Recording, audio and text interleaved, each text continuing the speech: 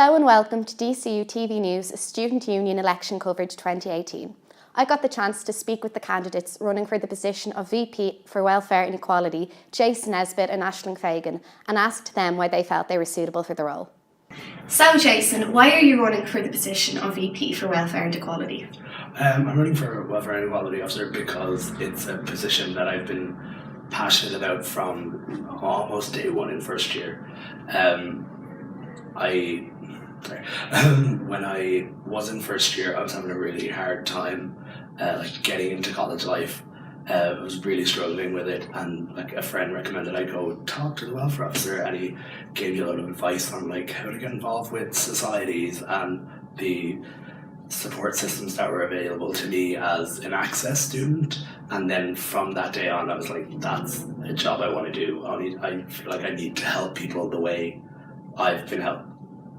And quite passionate about all areas of the job, whether it be physical health, sexual health, mental health, representation and equality. It's always been a passion of mine.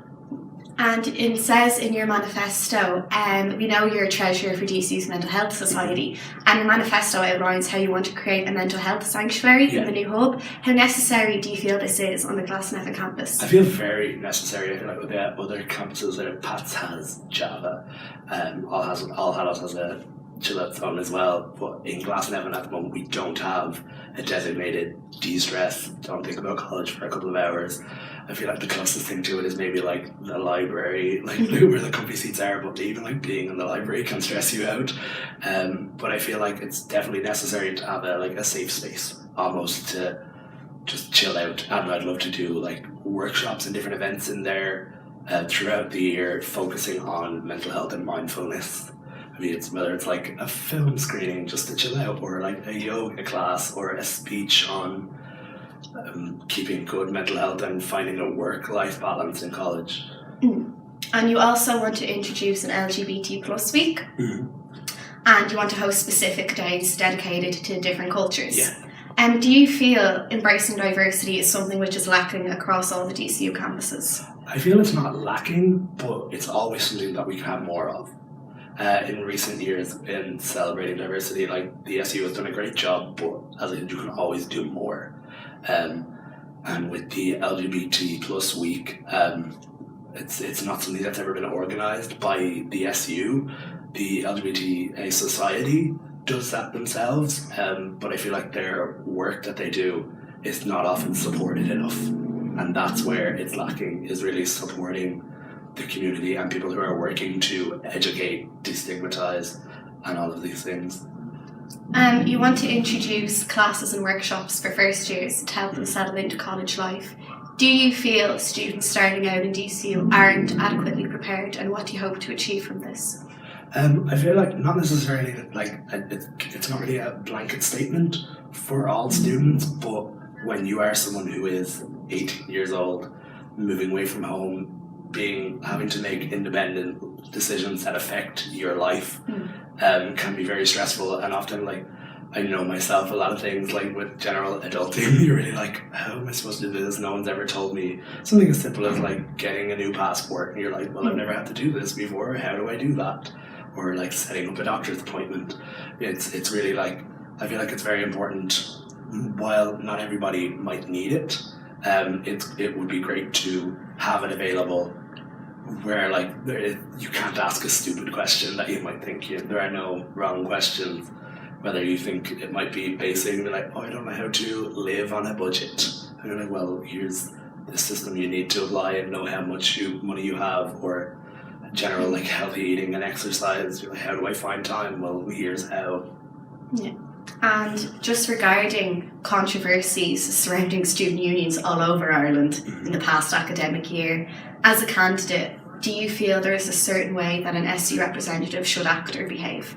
I feel it's being very mindful of the people that you represent, and there has been problems with being culturally or in other ways insensitive, which is a thing that you always need to check yourself on and be aware of the people that you are representing. It's a certain responsibility you have. Yeah. Okay, well, thanks for speaking with us, Jason, and best of luck with everything. Thank you. So, Aisling, why are you running for the position of VP for Welfare and Equality? So I had a lot of experience with the two welfare officers before. I was going through bad time, and I went to both Cody and Pod, and they helped me in ways that I didn't think imaginable. I'm so passionate about people. I love helping people. It's what I do every day. I volunteer every day, and I'm always the one helping my friends through difficult times. And I just want to be that person for all of the DCU. The ways that the welfare officers help me, I want to be that person, and I want to give back in the way that they help me.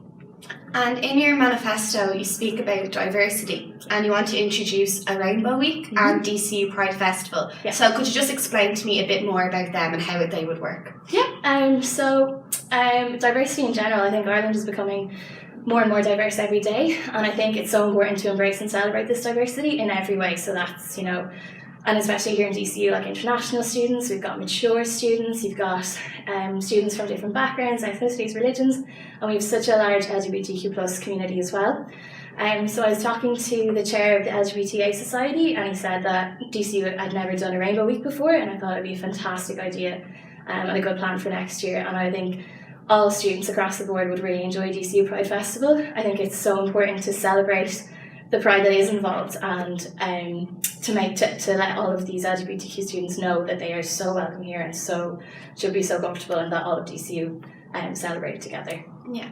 And you also want to introduce weekly wellbeing workshops. Yeah. Now, how would these differ from Wellness Wednesdays, which are already in place? Yeah, so it is quite similar. It's a similar idea, but I just think that I really want to instill a culture of self-care in DCU.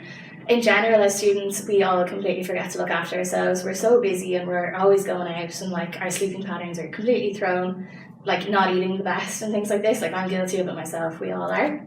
So I'd love to introduce healthy eating workshops, sleep clinics, continue with the free STI checks, and have positive mental health seminars. And it's building on Wellness Wednesdays and introducing more different things to it. And maybe art therapy and more frequent dog therapy. Everybody loves the dog therapy and wants it all the time.